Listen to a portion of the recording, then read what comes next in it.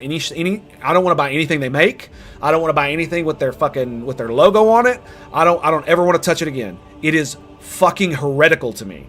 Like arch enemy heretical would be in this. I don't ever want to fucking touch it. They are anathema to my existence now because they're so bad faith and wrapped up in their own bullshit. I don't ever want to associate with them. With anything, I could care less. I don't give a fuck what they make. Yeah. And it just feels like they've burnt down their thing. And the only good thing about it is that they're so stupid that they've probably done so much damage to the IP that it's probably going to be worthless, and they're going to have to sell it once the company goes under, right? Because that's probably what's going to happen. Is the company's going to end up going under at some point, or they get bought up by a bigger entity. Hopefully not by anybody like Sony or Disney, because God help us if they do that. All right. So anyway, am I to understand that you lied to me? No. Her cheeks redden with indignation. I am one of the Adeptus Sororitas, a bearer of the Emperor's tenets. I do not lie. She catches her breath. Before I was ready to speak candidly with you. Before I wasn't ready to speak candidly with you. Please understand, I couldn't trust you before. I'll tell you my story, and you'll see why. She pauses. I'll start at the beginning. It's easier to piece everything together. I was really hoping this would be freaking voice acted, but, here we go. Upon arriving in the Expanse and on footfall, I found no purpose here, only torment. I wasn't needed. The reliquary I had been assigned to safeguard was already well protected by the Reverend's mission, and no one was even trying to defile it. For all its lawlessness, Footfall respects the worship of the Emperor. You gotta love that, dude. You gotta love it. Even the criminals respect the religion. That's some fucking good world building, dude.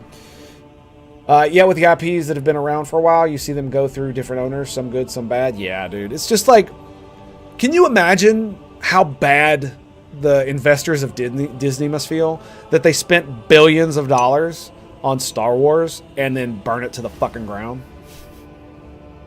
It's so good, dude. It's like laughably stupid. I'd recommend against holding your breath for them to go down before they've burnt the IP and any goodwill associated with brand recognition. Hasbro owns War of the Chosen and D&D through them. Yeah, that's fair. I was thinking more that it would become so worthless because they've destroyed it that they would just want to get rid of it and to recoup some of their losses. Because, I mean, think about, and not only that, there's so many other competitors now to D&D where there used to not be. And they, there's one thing of making the orcs civilized, but did they have to fucking make them gay? That's the thing. And as someone who's a bisexual, not everything has to be fucking gay, okay? It blows my mind that because one of the ways that you make orcs civilized is you do what R.A. Salvatore did, and you make it a fight, right? In the Drizzt novels before the Neverwinter series, the orcs earned a kingdom because they basically did enough war, just like any other civilization that's been on this earth. They literally conquered it and said, "Come fucking get it." And so the dwarves and the elves decided to settle for peace and allow the orcs to keep what they had won in combat. That's cool.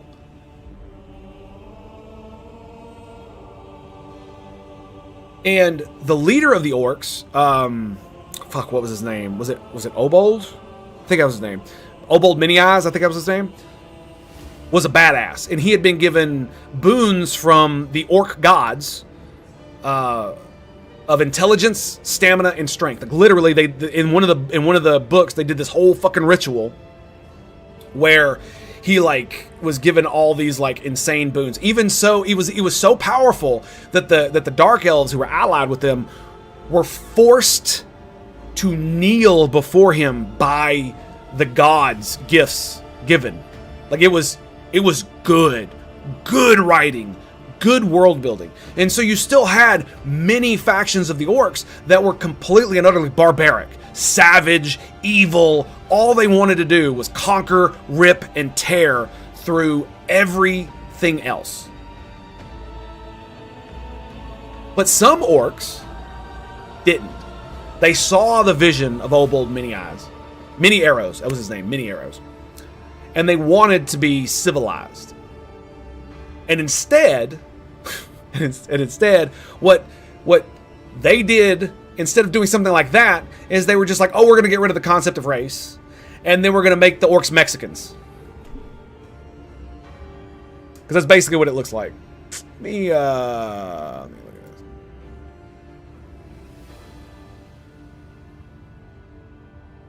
There we go. Whoops. Wrong one. All right, there we go. So yeah, like the new art, they've lost all of the like appeal they used to have, and they basically made them look like generic Latino from like Central America type stuff, where they've got sombreros and all that type of shit, right? Yeah, Wizards of the Coast, not War of the Chosen. Too many acronyms. Fair enough. And they're not actually like homosexual. What I mean by gay is they're lame. That's essentially what it is. And as someone who adores orcs the way they are, they're an anti-civilizational force, right? And one of the things that Drizzt has to come to terms with is, are there inherently evil species? And he says no. But his god, Maleke, says yes. And so he is actually having like this weird ass freaking like religious awakening, where the god that he has chosen for his like 2 fucking centuries of life no longer agrees with his morality. His wife is a priestess of Maleke. And she's even like, oh yeah, goblins are evil. That's why we kill their babies. If you see baby goblins, and Drizzt finds that repugnant, as one should. And so, is it that these races, species, are evil, or have they been corrupted by evil, by the gods that say that they have created them, but did they really, right? And we know that, at least in the Drizzt novels, that orcs can be civilized, especially with the new ones, where they've got the Aven Drow, which are the Starlight Drow, that split, thousands of years ago with the Drow that live in the Underdark. And they went up north, and they've got orcs that live with them too, and they're civilized, as it were. And to be fair, it's a little bit on the nose, but at least at least R.A. Salvatore did the legwork of building that world, instead of just being like, oh, it's racist to say this shit now. No, he actually did the thing. Most orcs are savage barbarians who want to fucking kill and rape everything they see, but some are not. And it's like, and it really is this like reaction to, basically, here's how it works. I'm gonna go down a deep hole here. Hopefully we can climb back out relatively quickly. So basically what happens is that all of these people basically see the world the way a white supremacist does, by race, separating races into categories.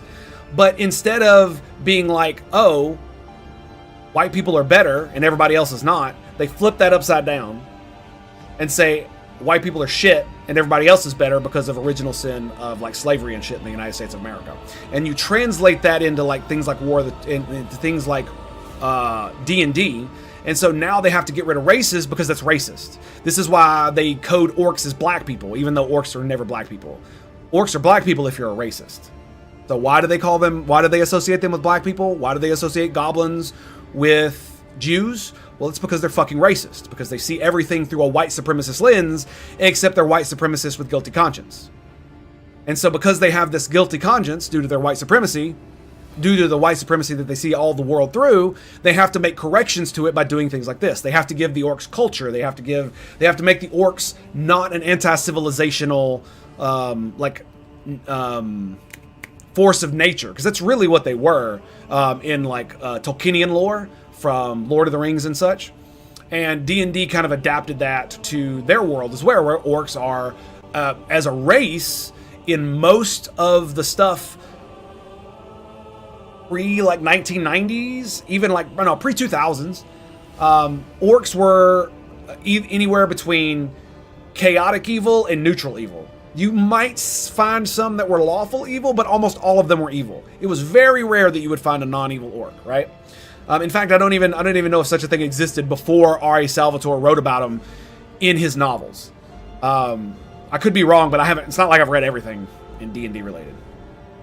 And so, because a lot of these people have this like religious view of the world that they have with their whole white supremacy bullshit, this is why they've done what they've done to D&D and just the idea of this kind of fantasy world, because they can't separate our reality and the way they see it through their fucked up lens from fantasy realities. They have to see that world, the fantasy reality that is D&D. They have to see that through that lens that they have, and because they feel guilty about it, they have to change it so that those who were oppressed are now no longer so. I don't know. Orcs were as much people as the Tyranids are people. Yeah.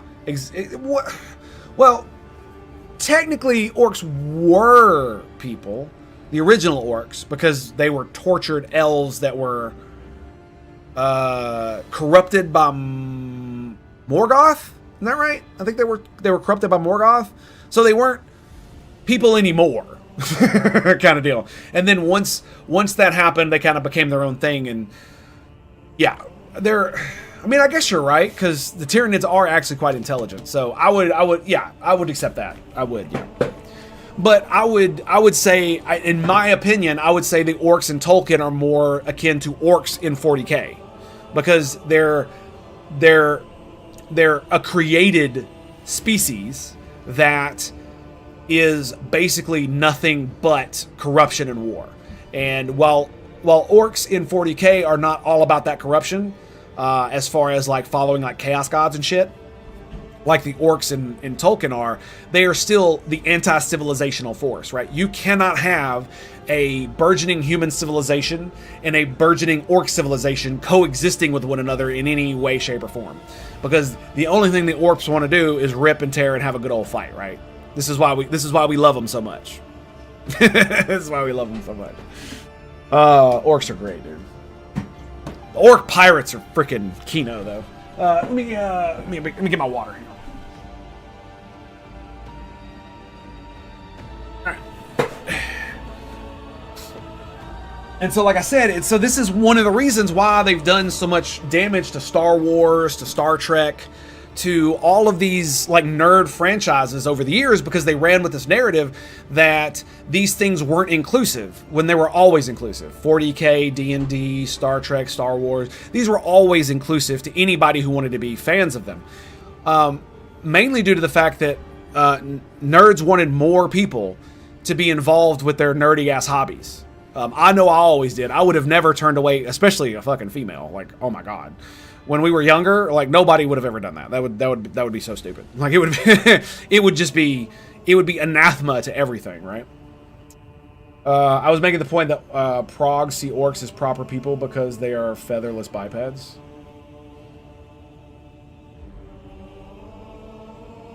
I was making the point that Progs see orcs as proper people because they are featherless bipeds. Okay. Are you trying to say that they see Tyranids as people? I'm not really sure where you're going with that.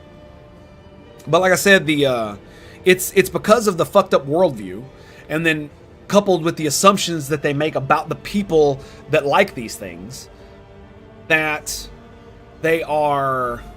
It's why that almost feels like they're chaos cult worshippers, is because essentially they are.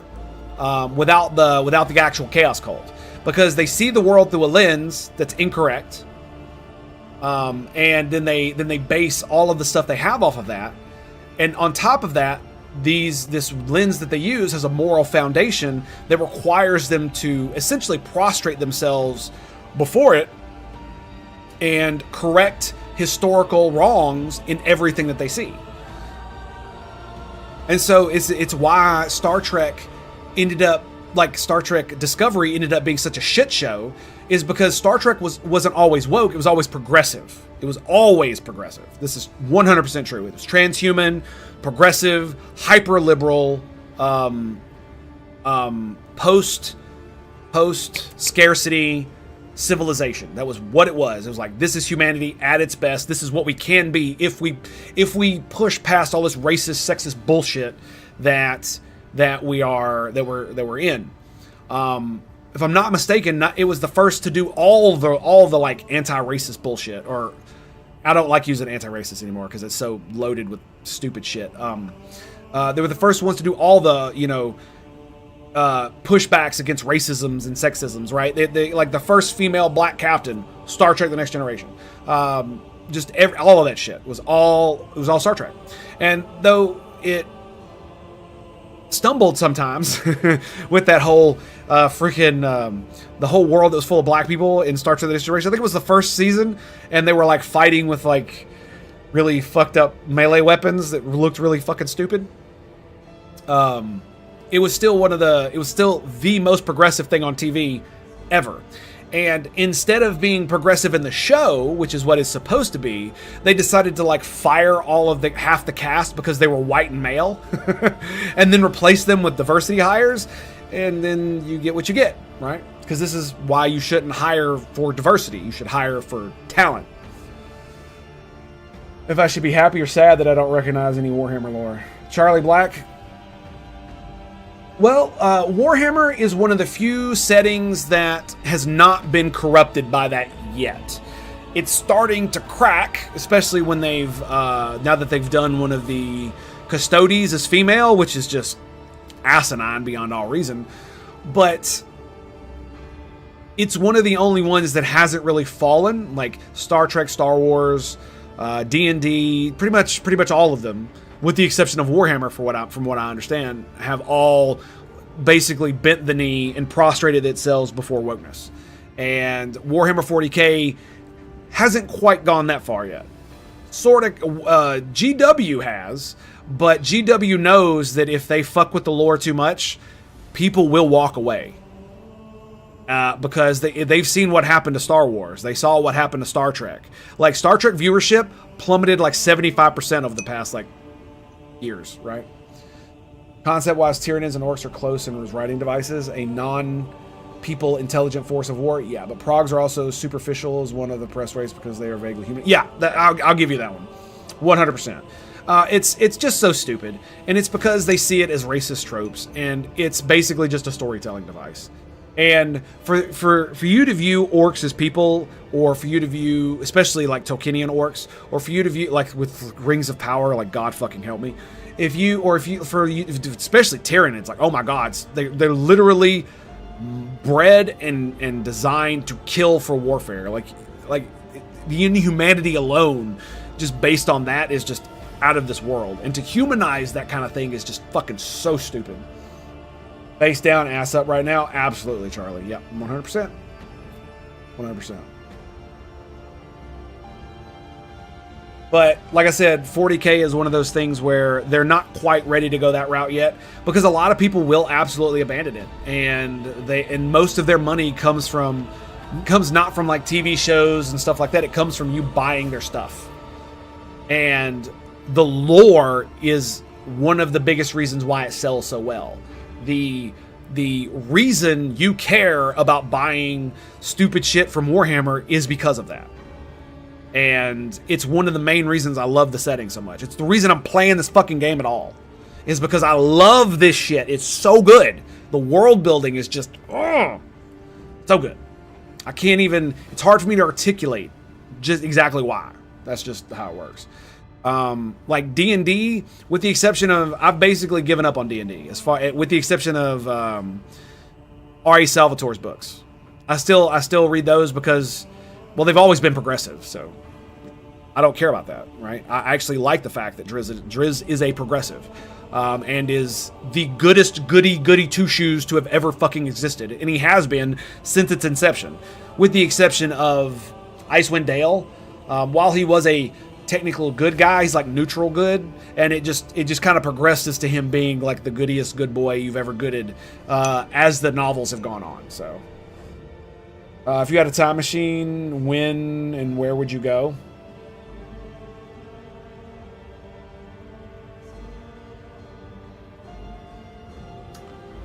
Well, it depends. If I had a time machine that, well, because you gotta put caveats on that question. Is this the type of time machine that is where I can go anywhere over and over and over and over again and come back? Or is it a one-way trip? Or is it, do I only have so many uses? Or is this a time machine deal like the time machine in H.G. Wells' Time Machine, where it's like a vehicle that it exists in the physical world? Up to you, man. Come on. You can't, do you realize how open-ended I just made that? Oh my goodness. I mean, to be quite honest, if I had a time machine, I would go 2 weeks in the future. I would look at the stock market at various stocks, and then I would come back and I would short or the other thing. I can't think of the word right now. And I would make myself a millionaire. That's what I would do. And then I would probably go throughout history and see all the great things and study them. I want to know how the pyramids were built. I'd love to know how the pyramids in South America were built. Who built them specifically? Was it the people who live there now? Was it the people who lived there before the conquistadors arrived? Was it the people who was it a people that were genocided by the people who lived on top of it afterwards? I don't fucking know. I'd love to find out. Well, that was when Lady Theodora, head of our dynasty, appeared. She became an agent of the divine, in a way. Argentia falters, searching for words. It was from her that I learned about a planet recently discovered by her scouts, Salus Prime. For a rogue trader, the planet was of little interest, a feral world away from convenient warp routes. But for me, learning about its existence was a revelation.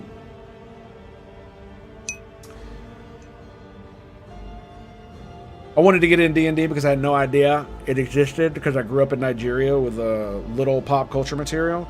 I would have loved it back in its glory days. Well, that's the thing, dude. You don't have to not... You can still enjoy what it used to be, right? You don't have to let modern day bullshit ruin it for you. Like, I did not let modern Star Wars sequel ruin the old sequel for me, or ruin the old franchise for me. I just pretend they don't fucking exist. I can still watch Star Trek The Next Generation, DS9, and Voyager, and I don't have to worry about the stupid bullshit that they've done with Discovery, because it's all horseshit, right? They completely destroyed the entire lore of the fucking series, and they just don't give a fuck. So why would I care? So you don't have to let it ruin it for you if you don't want to. And one of the best ways to get into the old lore is to play like games like Neverwinter Nights 1 and 2. Specifically 2 would be a good one. Baldur's Gate 2 is a very, very good game. Baldur's Gate 3 is really good. Even though it uses more modern lore and it uses more modern systems, it's still a really good game. It's very gay, but it's not gay in the fact that you have to be gay. It's just gay that you can be gay. The only thing there's one thing I don't like about Baldur's Gate 3, and that is every single one of your companions is a whore for you specifically, and it basically means that the characters aren't people. They're literally just there for you to whore and interact with. Because if you're a male, some of the male characters should not be attracted to you if they're heterosexuals.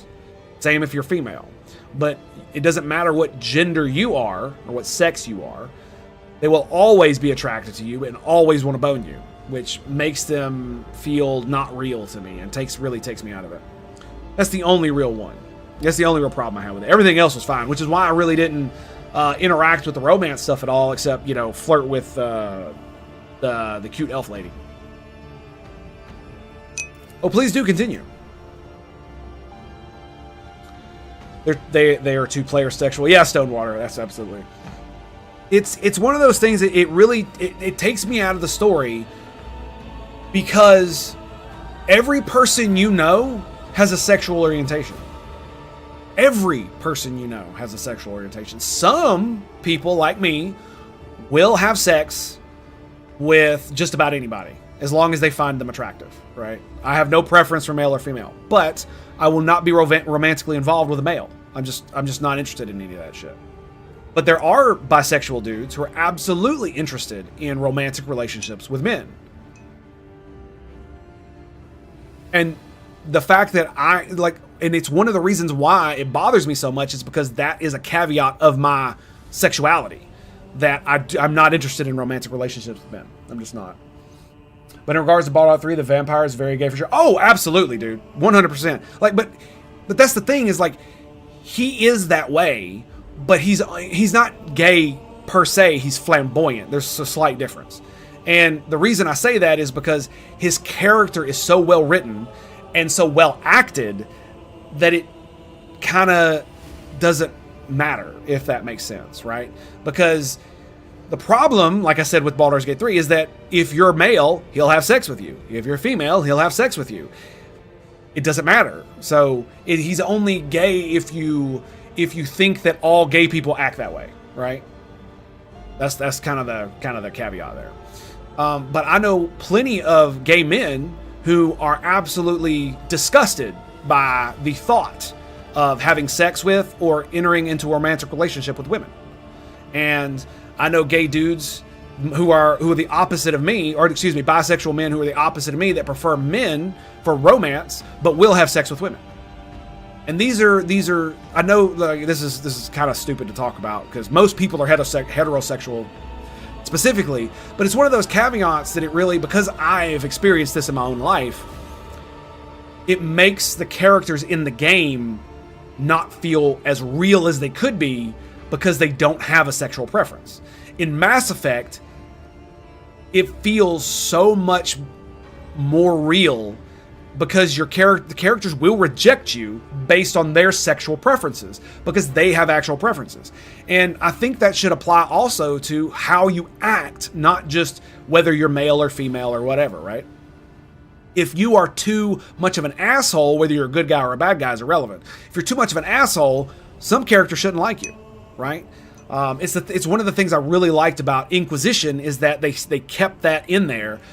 Dorian and Sarah will not romance you unless you are the same sex as them, and it makes it feel real, right? It draws you in. It's authentic. That's it. It's not realistic. It's authentic. That's really what it is. He's not a gay character because while he is gay, you don't remember him for being gay alone. Yeah, exactly. Like a JRPG dating simulator. Yes. And that's the thing is, like, here's the thing. I wouldn't mind if they put an option into the game that was like, if you go into the menu and it's like, options, gameplay, romance, turn off sexual preference. So if you want to if you want to have a gay relationship with Garrus, if you want to have a gay relationship with what's his fucking name? The mage in the wizard. Fuck, I can't remember his name. The wizard in Baldur's Gate 3, you can. But why would you make them literally player sexual? It blows my mind when the game is so good. And it's just this like one little thing that just breaks the immersion so hard for me. Now, it probably does it for everybody else, but it really feels like they dropped the ball on that. And the reason feels just like because they're woke as shit, right? Or something along those lines. Or more to the point, they probably wanted to appear as progressive as possible. Probably. Because the whole having sex with the bear thing makes complete sense inside of the D&D universe. If you are having relations with a druid. I was just like, okay. Anyway, the description of Salus Prime was familiar to me. It seemed very similar to a world from an ancient legend. The legend of Saint Argentia and her ship. Her voice goes reverent. Argentia, the living saint. She is my patroness.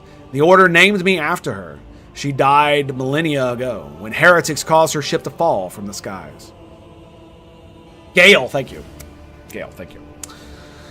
But even those blasphemers could not touch Argentia's ashes or her holy relic, the one star. For the fallen ship, which now served as the resting place for the saints' remains, would only allow truly righteous to enter. All others would meet their death. Imagine what I felt when the flash of insight came upon me. A world where Saint Argentia's ship fell was merely a vague legend.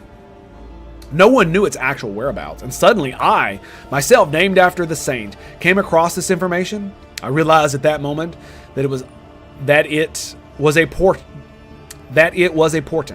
that I must journey to the planet and find the ship. And so I asked Reverend Harmonious to let me go for a time on a personal pilgrimage. I boarded Theodora's ship and demanded passage to the newly discovered planet Salus Prime.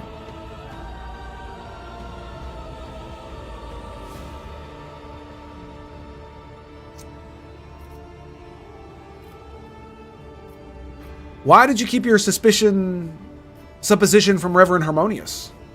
I couldn't just come out and tell him. It was a portent revealed to me personally.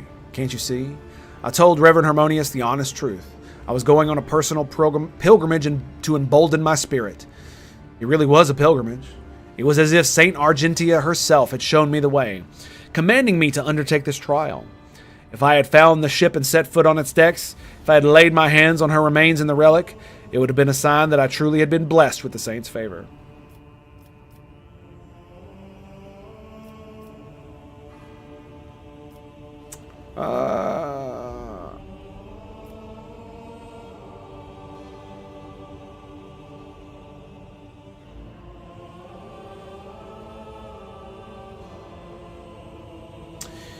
If you were the only one who realized what you were dealing with, once the planet had been described to you, then the secret was yours and no one else's, as is the decision of what to do about it. Yeah, I agree. That's religion for you right there, bam. I'm glad that you understand me. I had been called, and thus it was my business and mine alone. I imagine Theodora was thrilled with the prospect. Lady Theodora lent her assistance. It was her intention to visit the newly discovered world, and she took me with her. You mentioned something called the One Star. Apologies, I got so carried away I forgot to explain. The One Star is the relic kept by Saint Argentia. I belong to the order Pronatus, and we attach particular significance to holy relics. The One Star is one of the lost relics of the past, so mysterious that no one even knows what it is exactly. Argentia's hagiography at times calls it a banner, or a set of armor, or a blessed chainsword. One thing is certain, it was a beacon of righteousness, and it was lost with Argentia's death. And what happened next? Defeat, Argentia said bitterly. The ship's augurs failed to detect anything of note during orbital scanning. I was expecting this, though. According to legend, the ship can conceal itself from the naked eye, and only a pilgrim guided by pure heart can find it. What I didn't expect was an ambush waiting for us on the planet. I landed there with a small unit provided by Theodora. I know Saint Argentia's hagiography by heart, and I know all the legends about her.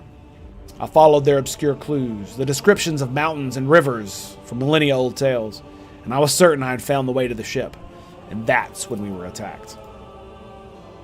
The words we heard in the heretic shrine on footfall, something about ways, doors, pleased, addressed to some lord, edge of daybreak. Argentia was shaking with disgust. They were the same words as those spoken by the cultists who attacked us on Salus Prime. My whole unit perished. All those honest, brave people I led to search for the relic. It was only by a miracle that I didn't perish along with them. I didn't connect these events at first. The cultists on footfall, the cultists on Salus Prime, the cultists attacking the ship, and Conrad's betrayal. What if these are all linked in the same chain? What if they've long since infiltrated the ranks of the Von Valencia servants? What if I led those heretics to the sacred place with my search?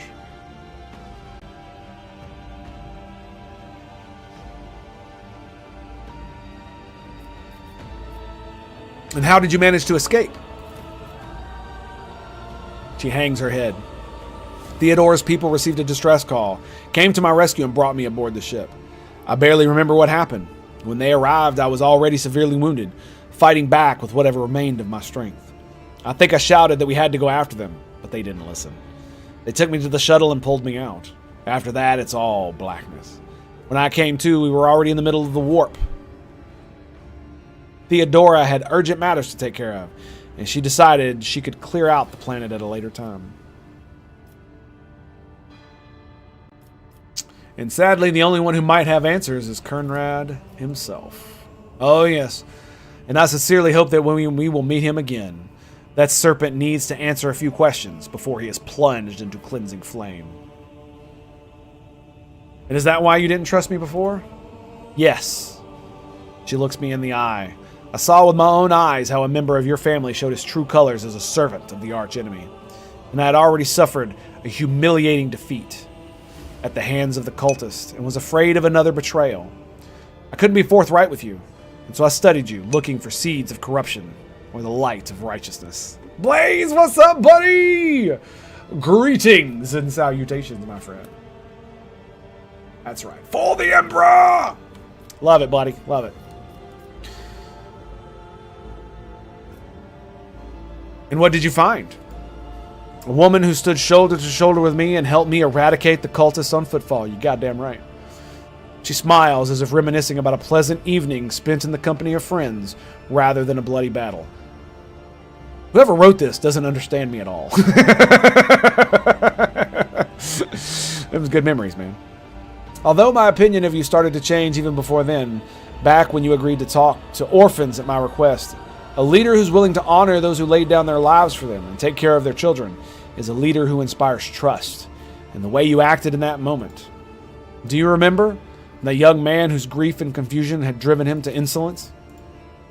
You didn't turn a blind eye to his misdeeds, but you chose the right words to show him the path to redemption. It was harsh, but necessary, like the Emperor's truth, like bitter medicine that helps the sick. I learned much about you in that moment, Rogue Trader, and I want to believe that I wasn't mistaken in my judgment. So to clarify, you were wounded, so you never found her ship, is that right? Yes! I rushed to Theodora the moment I could walk again and insisted to go back to Salus Prime to defend the relic from the heretics. But I was told the warp had destroyed the old route to the planet, and that plotting a new one would take a great deal of time and effort. As if there could be anything more important than protecting the faith and hunting down the servants of the archenemy. In any event, the route was lost, and all knowledge of it died in the attack on the ship, along with the old navigator. And now we have a new lead. The data we collected in the cultist shrine on Footfall. I don't care what that retrobait we executed said, there must be a way to track them down. Tell me, Rogue Trader, will you help me in this undertaking? Will you help me find this great relic and return it to the people of the Imperium?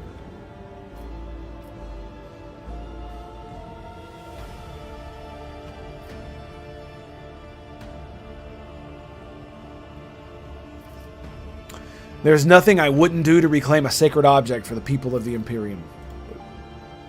She walks up to you and places her hand on your shoulder. So be it, Rogue Trader. As I stand before her, the warrant, the embodiment of the Emperor's will marked by his own hand, I vow that I will not relent until the holy relic has been returned and the heretics punished. May the light be with us both on this path. God damn.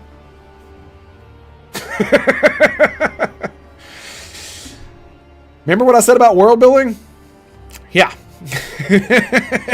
Jesus Christ. Woo! That's how you do it, man. How you doing, Blaze? It's good to see you. You missed my epic rant about freaking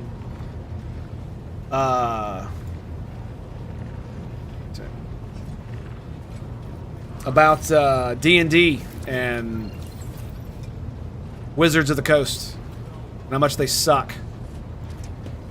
I forgot about that. That's why I moved it. Anyway, let's get back to that. Okay, so we've completed all the quests on Footfall. Now, I think I want to go to the Agri World first.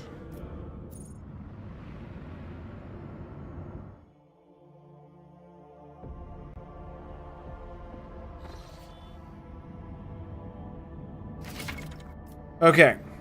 Travel between systems is fraught with mortal peril. It takes place in another dimension known as the Warp. Only a navigator can plot the course through the Warp and other star systems. Click the circular button at the bottom of the screen to have the ship's navigator chart new routes in the system you have selected. I'll be right back. Staying on.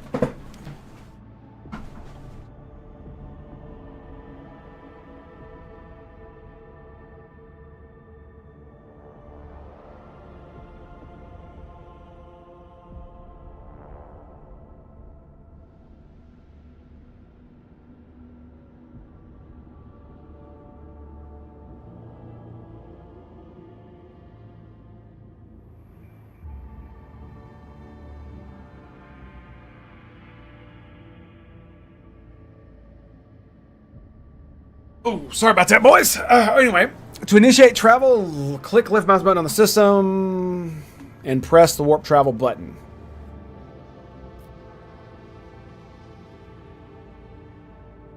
Interesting.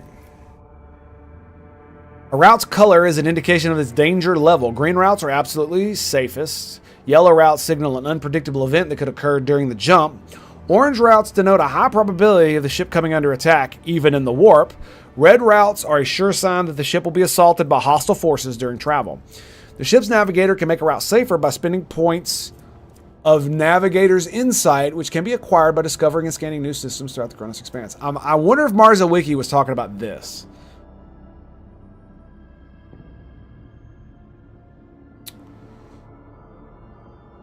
Navigator's Insight is a special resource acquired by exploring the Kronos Expanse. By scanning new systems, anomalies, or participating in non-combat space events. Dude, I'm loving this shit, dude. It's like... Do you want to know why Paramount is stupid? Because they haven't made a game like this.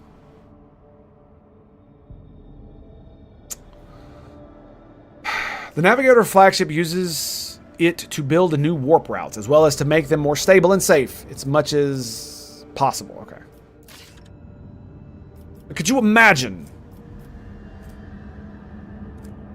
Could you imagine? So...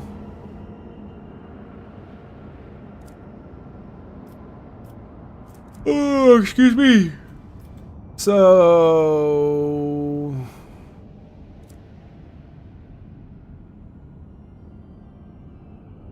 Damn, this is huge. You can't zoom out either, huh?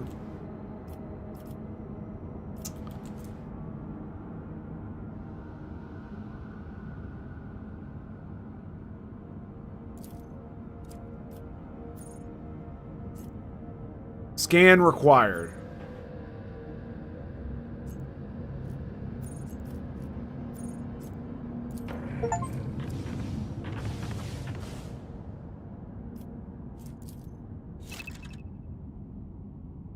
Standard scanning could not reveal a route to the selected system, but you could still get there by spending Navigator Points Insight to plot a guaranteed direct path. Click left mouse button on the system and use Navigator's Insight to chart the course. Got it. Okay.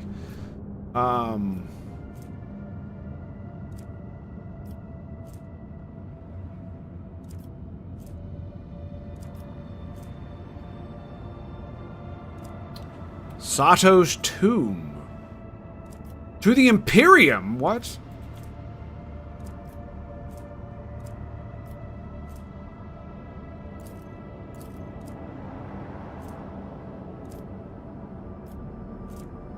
Huh.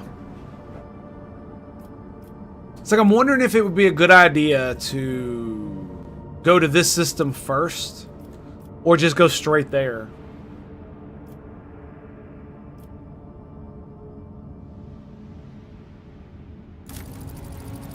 Let's do this one first.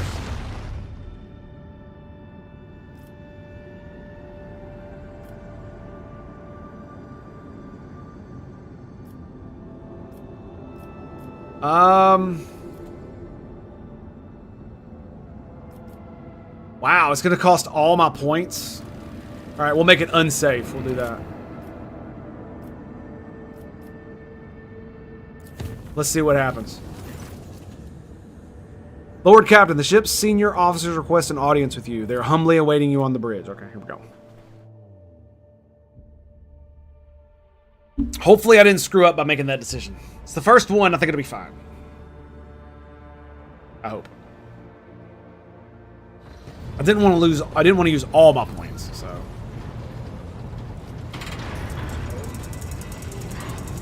A little glitchy. Lord Captain, if I may request your attention for a moment, I must report a series of highly dangerous violations that have taken place in the fuel compartment. The Master-at-Arms is ignoring my demands, and thus I am forced to appeal to you directly. The fuelers have founded a sect of some kind. This group practices fire worship of the Emperor and has been burning promethium near the fuel lines. I beg of you to stop this madness before we all go up in flames. Sourback. I should point out that there have been no incidents in the fuel compartment so far, and that the beliefs of this sect do not affect the obedience of the workers or their efficiency in any way.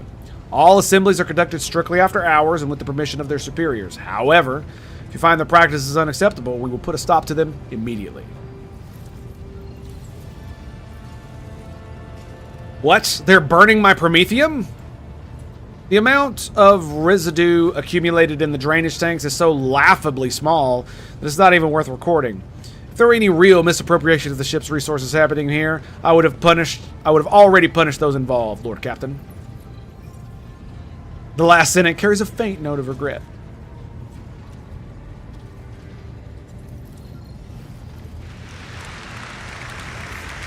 The more I talk to all of them, the more I really like them. Especially her. And does the ecclesiarchy recognize this cult, or is it considered heretical? As I look at my fingernails. This matter is beyond my purview. Let Confessor Adalbert be the judge of such business. A plump, rosy-cheeked old man steps forward, his voice deep and sonorous. Sonorous, there we go. The Emperor protects your ladyship. I can assure you there is no heresy festering in the fuel compartment. The sect of fire prophecies has been tested for purity and found to be in accordance with the creed.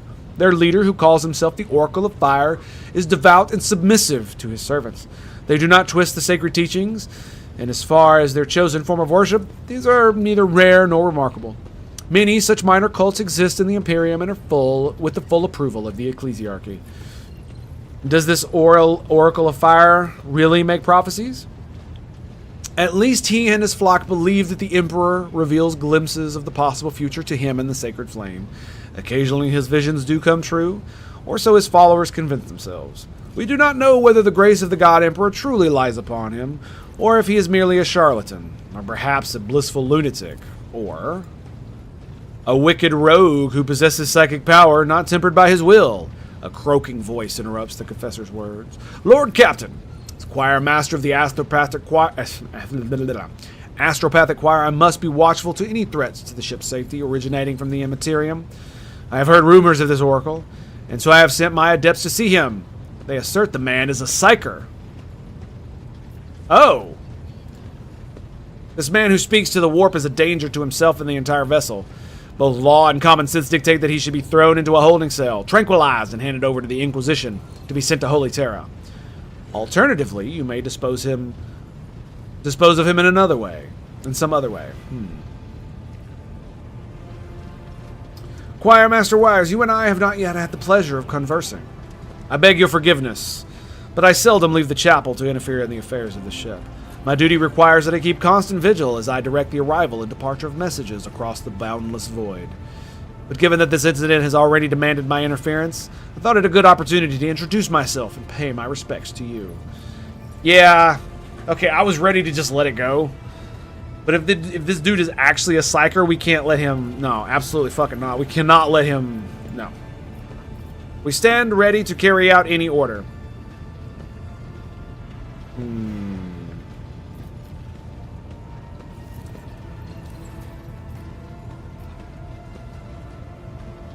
Can I save it? No, fuck, I can't.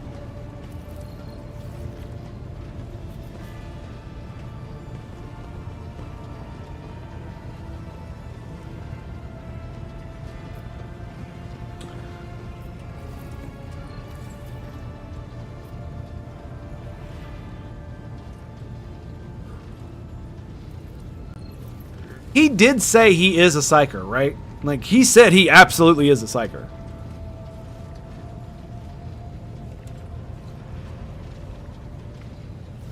I have heard rumors about this oracle, and so I have sent my adepts to see him. They assert that the man is a psyker. Okay. Here's the thing. If he sent a psyker to see if this guy is a psyker, psykers can detect psykers. They're like, you can hide the fact that you're a psyker from people, but it's rare that a mundane human could be mistaken for a psyker by another psyker, right? Unless there's some like crazy shit going on.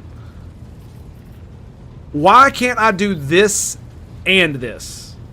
Throw his ass in a holding cell to turn over to the authorities, but allow the people to continue their cult without him because he's a psyker. And you can't have untrained psychers going about shit. That's just not cool.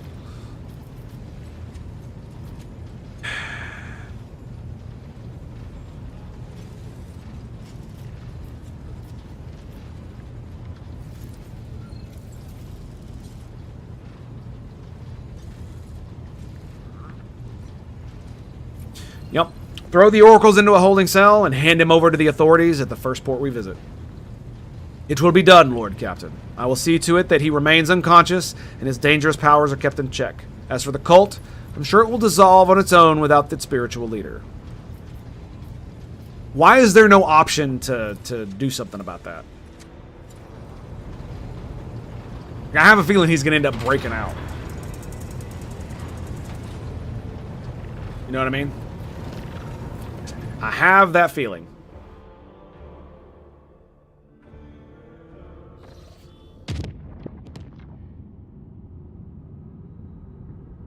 Are we here? Yes. Visit. Boom.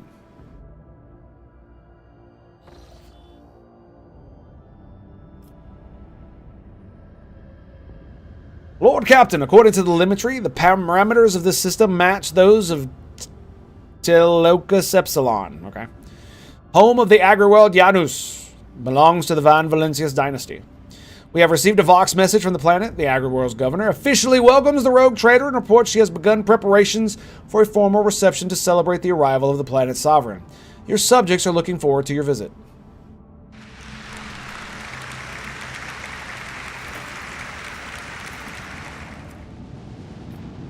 Alright, let's do some scanning. Let's do scanning. Let's do scanning. This is a gas giant, right? Yeah, okay. What is this? Plasma batteries. Ooh, nice. We just found it orbiting the thing. Wait. Alright. It's only these 3 planets, right? I don't see anything else in the system.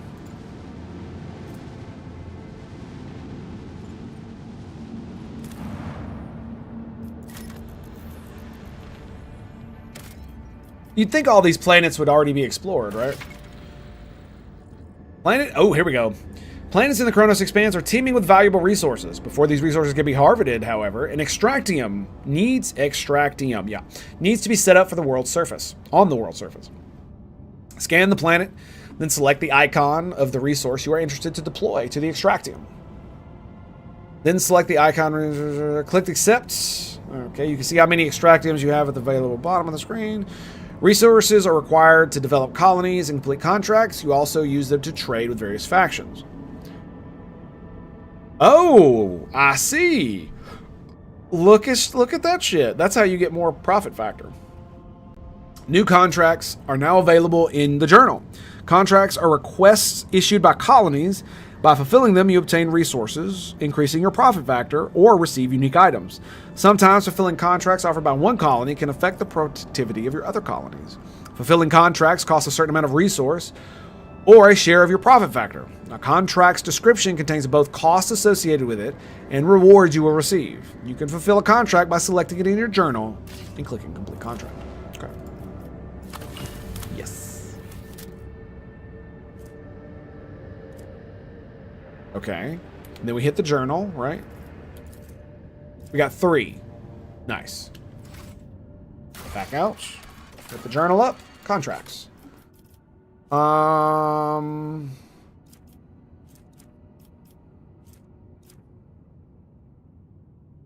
Gladium Tokar has entered into trade with a competitor in the cold trade. Having lost several of his Xenotech purchasers, he is in need of a powerful and influential supplier of forbidden merchandise. Okay, cool. Plasteel, Prometheum. Okay. Oh, that's right. I need to go back to Footfall to talk to that lady, don't I? Damn it. I missed that part. Because it's not an actual quest. Whoa. What is we got here? Loved Frozen Worlds. I never did discover the reason why, but Lord Captain never missed a chance to visit a planet on even on the slightest pretext. Interesting. I was really hoping that this would just be go here, talk to them, and that would be it. Let's go.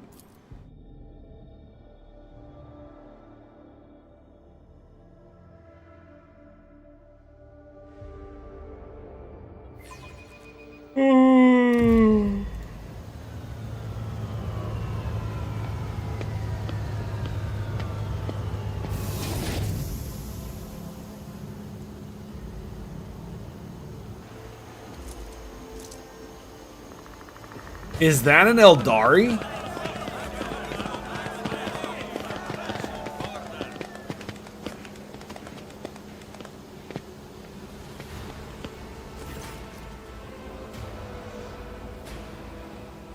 Damn, girl. A lavishly dressed noblewoman in an opulent silk gown watches you with an expectant air, but then gracefully bows her head. Gem-crusted implants protrude from her neck and arms. I welcome you on behalf of the noble House Vyat Ab Aram. My name is Vistinza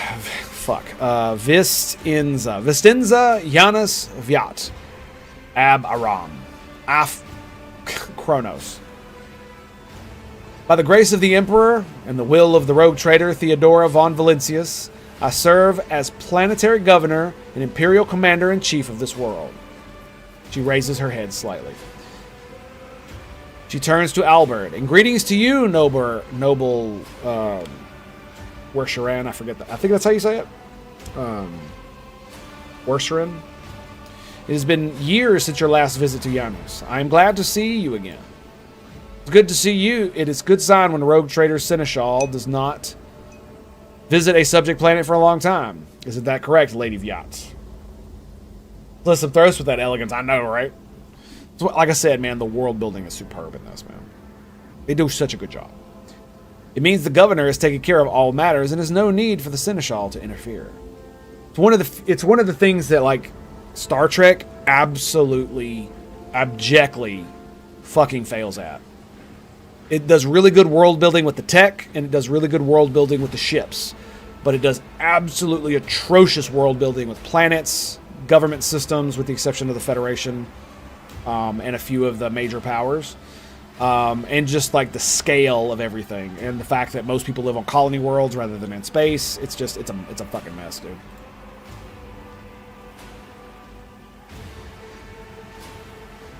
She lets out a musical laugh. I hear praise in those words, and I thank you for them. She turns to you again. In truth, your arrival in this place of the esteemed Lady von Valentius is quite unexpected.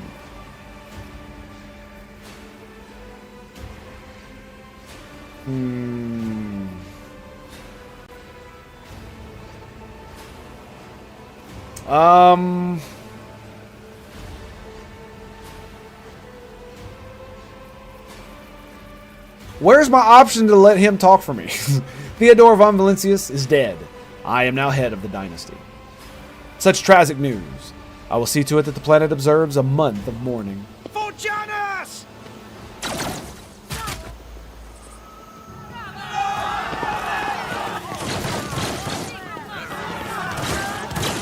Of course. We can't go 5 minutes without fucking heretics trying to kill people. Traitors, traitors, traitors. So let me guess. The Eldari that just saved the governor's life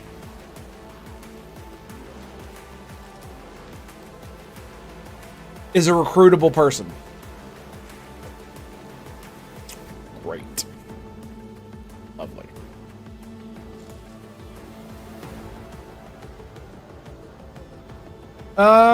We have been ambushed.